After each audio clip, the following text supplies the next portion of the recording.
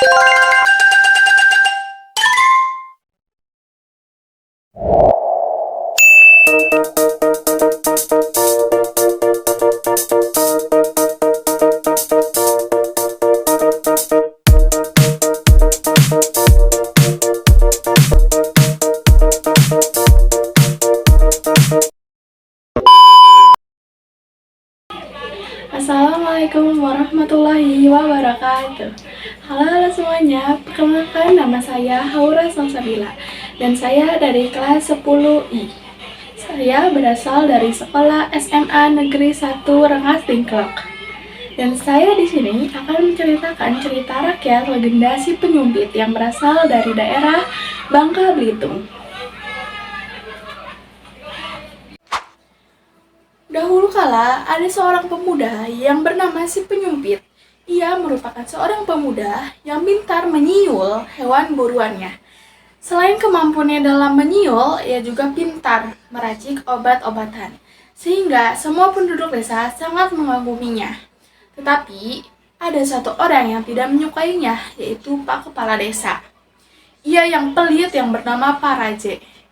Itu disebabkan karena almarhum ayahnya pernah berhutang kepada Pak Raje dan ia sering menuntut si penyumpit untuk secepatnya melunasi utang ayahnya. Pada suatu hari, Pak Raje pun bertemu dengan si penyumpit sambil mengatakan, "Hai si penyumpit, ada syaratnya untuk bisa melunasi utang-utang ayahmu. Ialah kamu harus merawat sawahku dari sekumpulan babi-babi hutan. Ikatlah mereka supaya tidak kembali lagi ke sini. Tetapi ingat, jika kamu ceroboh dan babi hutan itu sampai merusak padiku lagi," ucap Pak Raje. Si penyumpit pun langsung menyetujuinya tanpa menolak syarat yang diajukan oleh Pak Raje. Dan pada suatu malam hari, si penyumpit pun memulai pekerjaannya dengan penuh kehati-hatian dan kewaspadaan. Seketika itu, si pemuda melihat sekumpulan babi hutan yang mengarah kepada dirinya dan ke sawah Pak Raje yang ia jaga. Lalu si penyumpit langsung mengambil alat sumpitnya yang berbunyi "hup", tapi tiba-tiba babi hutan tersebut pergi dari sawah milik Pak Raje. Dan sekumpulan babi hutan pun mengeluarkan suara-suaranya. Karena suara itu adalah tanda dari babi hutan ingin memberitahukan kepada semua teman-temannya.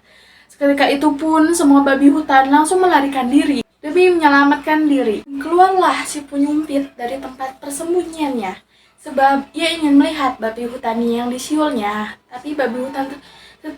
Tetapi babi hutan tersebut telah pergi dari sawah. Namun ia bertanya kepada dirinya sendiri, "Aneh, seharusnya babi hutan itu tewas usai terkena ketapelku." Serta kemudian ia menemukan jejak darah yang berceceran di jalan. Ia pun langsung mengikuti arah darah yang berceceran di jalan tersebut. Seketika ia menemukan titik berhentinya darah yang tercecer di dalam hutan pada salah satu rumah terkecil yang ia dapatkan. Namun, terlihat dari jendela ada beberapa wanita yang cantik. Dan ia bertanya pada dirinya sendiri, "Di mana babi hutan itu?" Si penyumpit pun dengan penuh perhatian melihat ada mata sumpitannya di arah perut seorang wanita itu.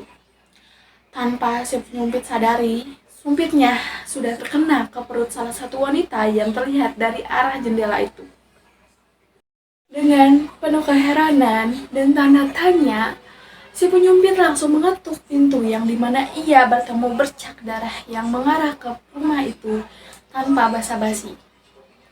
Dan ia langsung mengetuknya. Dan salah satu pemilik rumah itu membuka pintunya dengan nada yang marah. Pemilik rumah itu pun mengatakan, "Siapa kamu dan mengapa kamu bertamu tengah malam begini?" ucapnya. "Nama saya si penyumpit. Tadi saya ketapel seekor babi hutan, tetapi herannya babi hutan itu menghilang. Setelah saya ikuti bercak darahnya justru berhenti di rumah ini," ucap si penyumpit. "Oh, jadi kamu yang sudah ketapel adik kami?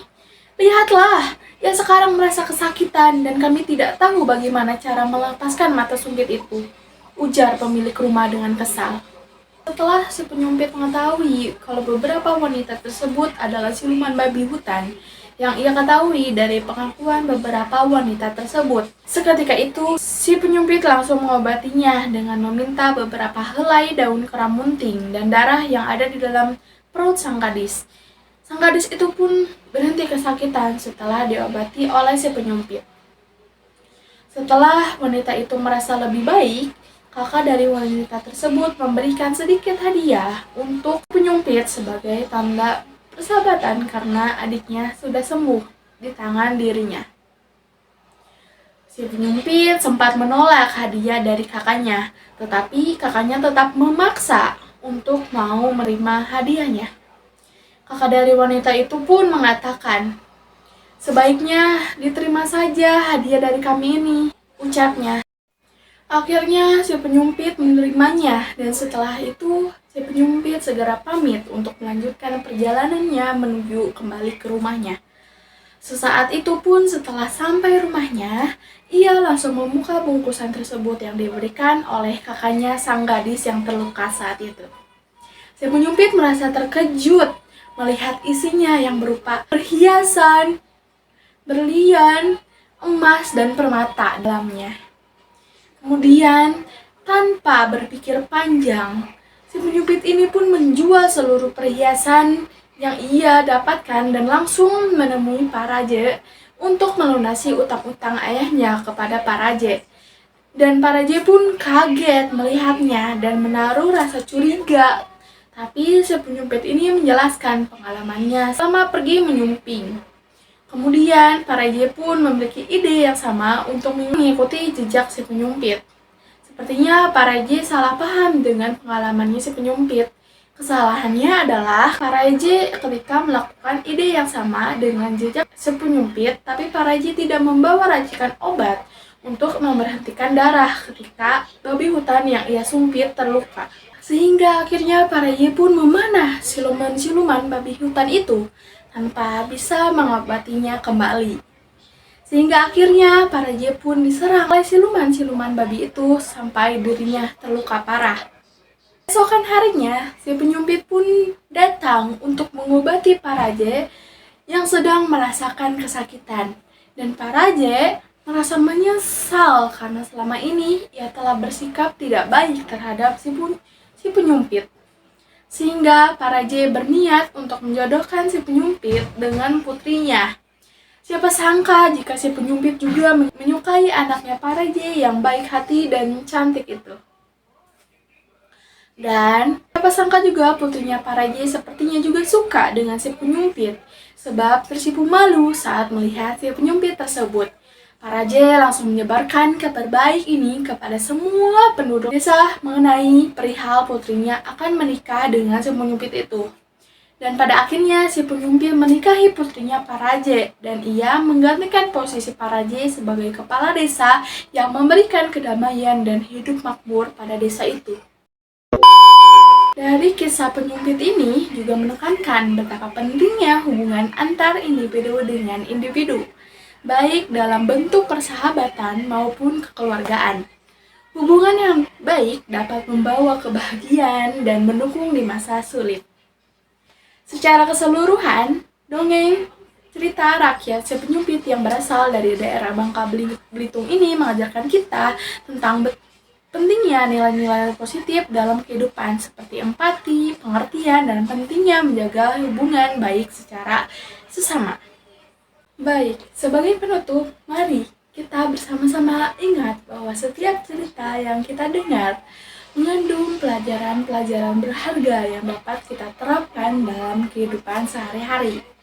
Semoga kisah cerita rakyat si penyumpit menginspirasi kita-kita semua untuk selalu berbuat baik, menghargai, dan menghadapi tantangan dengan rasa keberanian.